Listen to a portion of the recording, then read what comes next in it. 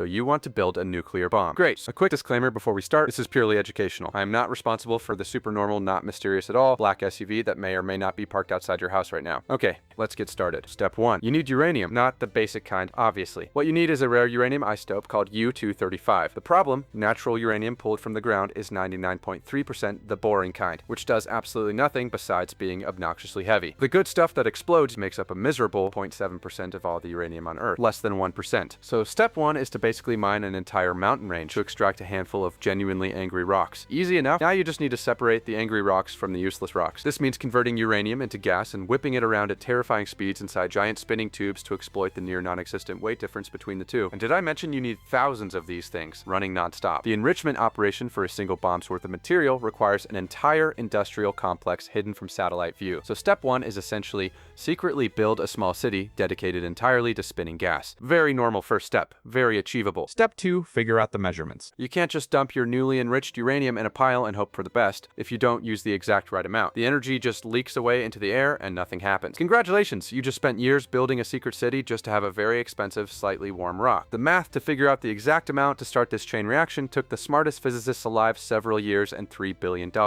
You'll probably eyeball it just fine.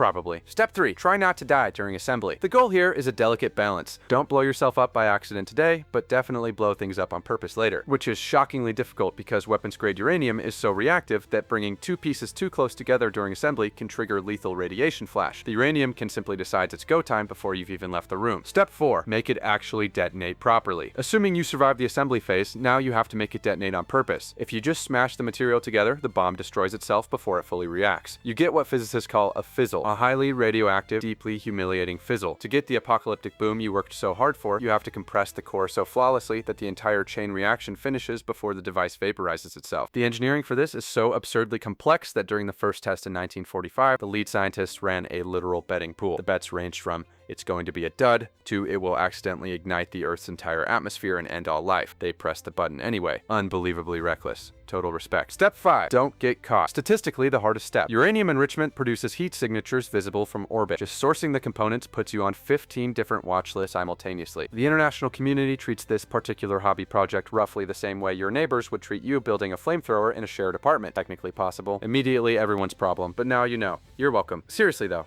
Don't. Not because I think you would. Just as a general life policy. Don't build a nuke.